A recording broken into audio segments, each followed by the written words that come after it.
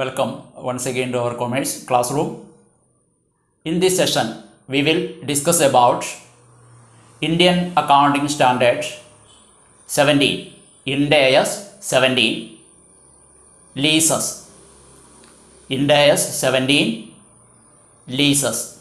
All of you know that a lease is an agreement whereby the lessor means the owner of the property, conveys to the lessee here the tenant, in return for a payment or series of payments, the right to use an asset for an agreed period of time. I repeat, lease is an agreement whereby the owner of the property, lessor, conveys to the tenant, lessee, in return for a payment or series of payments, the right to use an asset for an agreed period of time. In lease, the owner of the property, lessor, allows the tenant, here lessee, in return for a payment or series of payments, the right to use an asset for a definite period of time. That is what lease. Then we discuss about certain terms we are using in leases. First term, lessee. Lessee is the person who acquires the asset on lease and also pays lease rentals. He is also known as tenant. I repeat, lessee is the person who acquires the asset on lease and also pays lease rentals. Lessee is also known as tenant. Second term, lessor. Lessor is the person who under an agreement conveys to another person, here lessee, the right to use an asset for an agreed period of time in return for rent. He is the property owner or landlord. I repeat, lessor is a person who under an agreement conveys to another person, here lessee, the right to use an asset for a definite period of time in return for rent. The lessor is the owner of the property or landlord. Then we discuss about finance lease.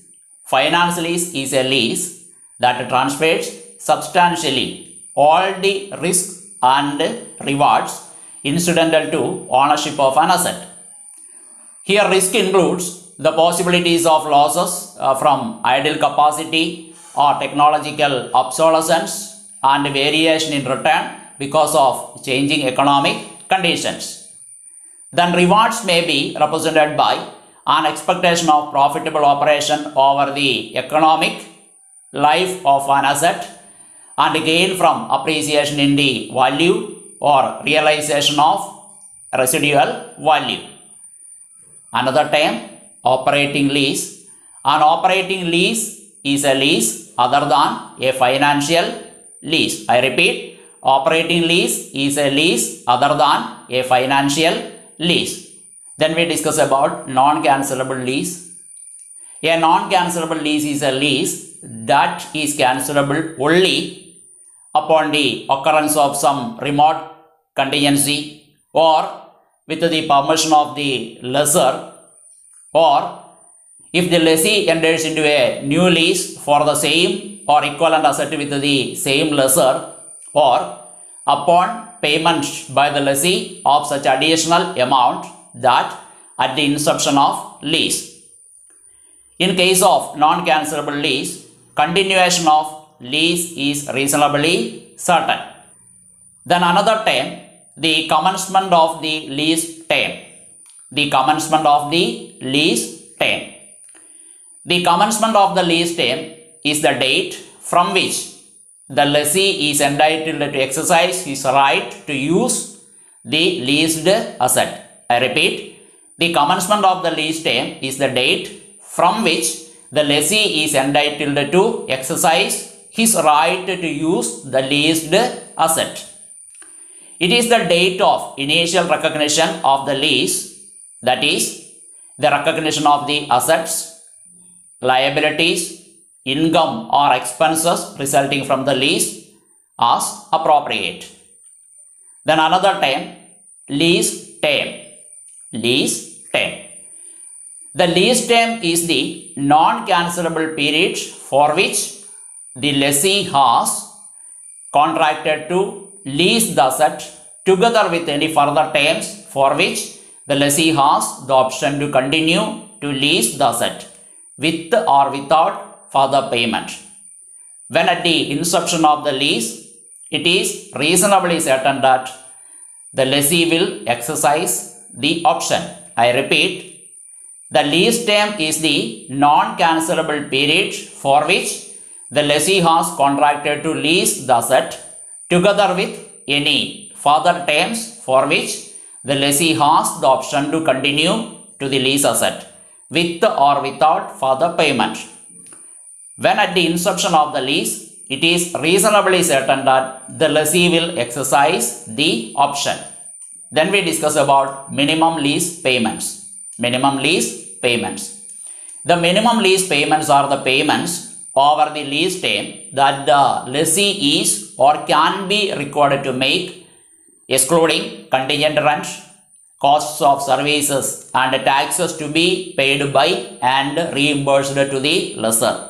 I repeat, minimum lease payments are the payments over the lease term that the lessee is or can be required to make, excluding contingent rent, costs of services and taxes to be paid by and reimbursed to the lessor.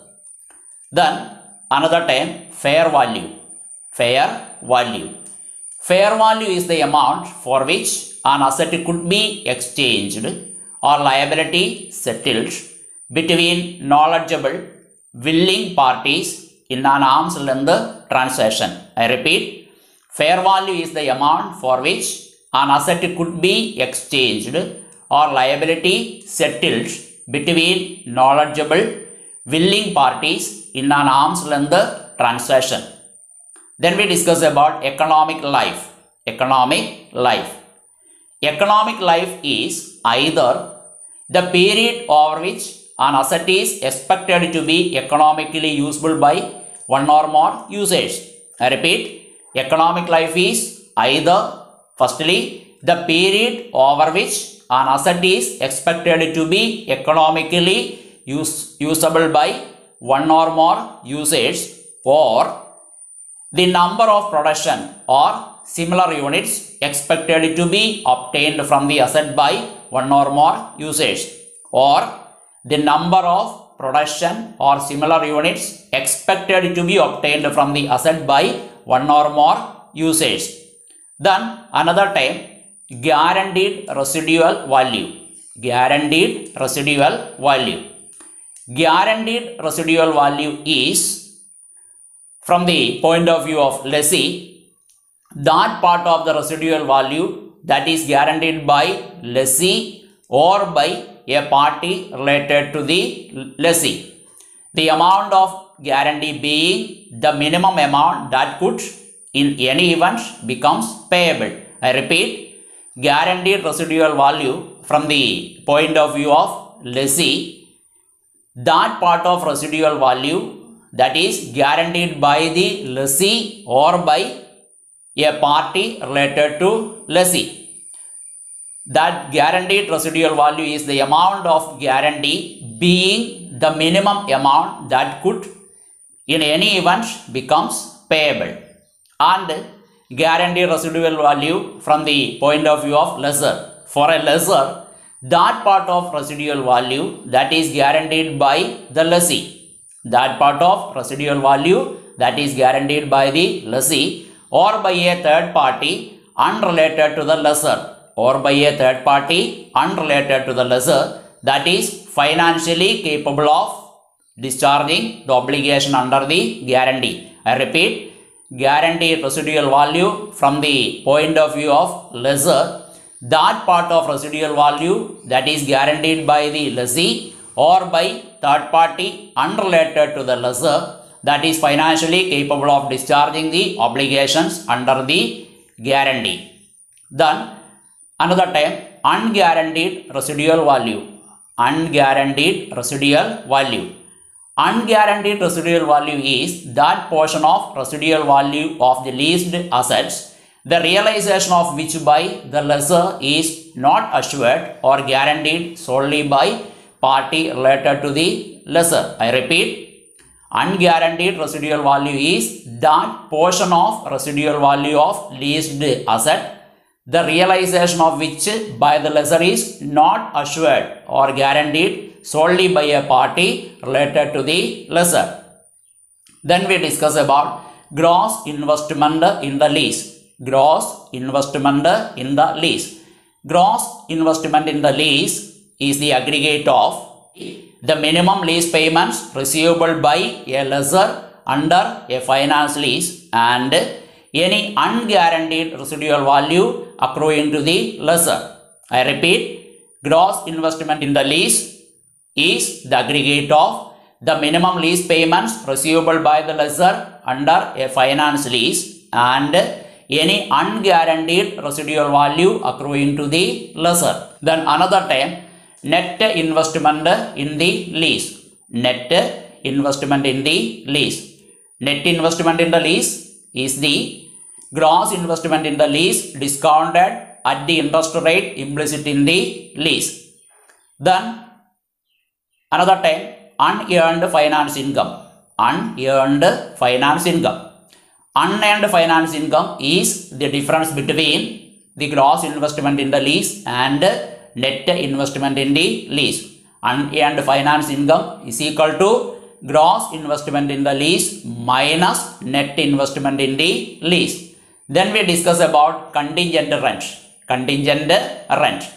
Contingent rent is the additional lease payments that are based on items such as percentage of future sales, amount of future use, future price indices, future market rates of interest, etc.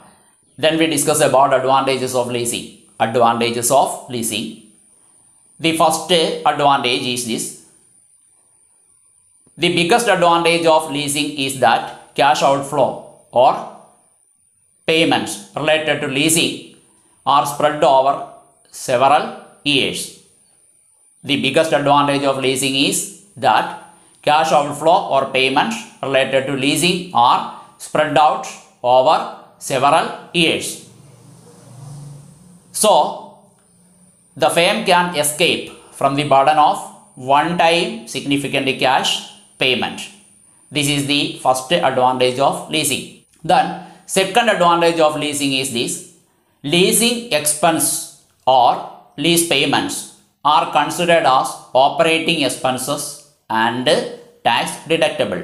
Second advantage, leasing expenses or lease payments are considered as operating expenses and tax deductible. Third advantage, leasing is an ideal option for a newly set up business. Leasing provides an opportunity for lower initial cost and lower capital expenditure requirements in the beginning stage. The fourth advantage, lessee can utilize the asset for a long period of time. Fourth advantage, lessee can use the leased asset for a long period of time. Fifth advantage is this. Lessee can decide the type of leasing, asset or property and supplier according to requirement. And sixth advantage is this. Leasing is the cheapest and fastest mode of getting high value assets. Sixth advantage, leasing is the cheapest and fastest mode of getting high value assets. These are the advantages of leasing. Then we discuss about finance lease. It is otherwise known as capital lease or full payment lease. We discuss about finance lease. The following situations normally leads to finance lease. The following situations normally leads to finance lease. First situation, the lessee transfers ownership of asset to the lessee by the end of the lease term. Transfers ownership of the asset to the lessee by the end of the lease term. Secondly, the lessee has an option to purchase the asset at a price that is expected to be sufficiently lower than the fair value. At the date the option become exercisable. I repeat, the lessee has the option to purchase the asset at a price that is expected to be sufficiently lower than fair value. At the date the option becomes exercisable. And thirdly, the lease term is for the major part of economic life of the asset, even if the title is not transferred. Thirdly, the lease term is the major part of economic life of the asset, even if a title is not transferred. And then fourthly, at the inception of the lease, the present value of minimum lease payments amounts to at least substantially all of the fair value of the leased asset. I repeat that point. At the inception of the lease, the present value of minimum lease payments amounts to at least substantially all of the fair value of the leased asset. And the fifth situation normally leads to finance lease. The leased assets are of such a specialized nature that only the lessee can use them without major modification. Then other situations leads to finance lease are: first point, if the lessee can cancel the lease, the lessee's losses associated with the cancellation are borne by the lessee. I repeat that point. If the lessee can cancel the lease, the lessee's losses associated with the cancellation are borne by the lessee. And then second point, the gains or losses from the fluctuation in the fair value of the residual accrue to the lessee. I repeat, the gains or losses from the fluctuation in the fair value of the residual accrue to the lessee. And the third point, the lessee has the ability to continue the lease for a secondary period at a rent that is substantially lower than the market rent. These are the situations normally leads to a finance lease. Then we discuss about operating lease. Operating lease. In the case of operating lease, the risk and rewards are not transferred completely to the lessee. I repeat, in the case of operating lease, the risk and rewards are not completely transferred to the lessee. Operating lease is a contract wherein the owner, here lessor, permits the user, here lessee, to use an asset for a particular period of time which is shorter than the economic life of the asset, without any transfer of ownership rights in return for regular payments. I repeat, operating lease is a contract wherein the owner permits the user to use an asset for a particular period of time which is shorter than the economic life of the asset, without any transfer of ownership rights in return for regular payments. Ownership along with its risk and rewards lies with the lessor. I repeat, ownership along with the risk and rewards lies with the lessor in case of operating lease. Then we discuss what are the important features of operating lease. The first feature is this: an operating lease is a short-term lease or contract. First feature, operating lease is a short-term lease or contract. Second feature, the lessee agrees to rent an asset from the lessor. Second feature, the lessee agrees to rent an asset from the lessor. Third feature, the lessor retains the right of ownership. The lessor retains the right of ownership.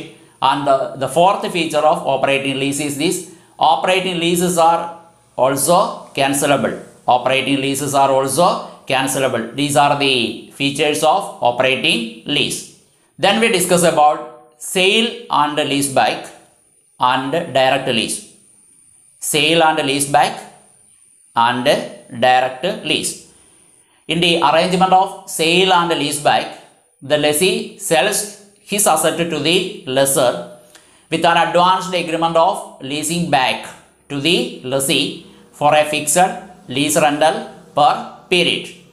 But when we come to this direct lease is a simple lease where the asset is either owned by the lessor or he acquires it. In direct lease, the asset is either owned by the lessor or he acquires it.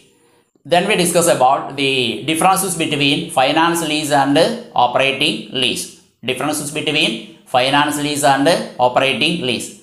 The first difference is this. In finance lease, the lessor allows the lessee to use the asset for maximum part of its economic life.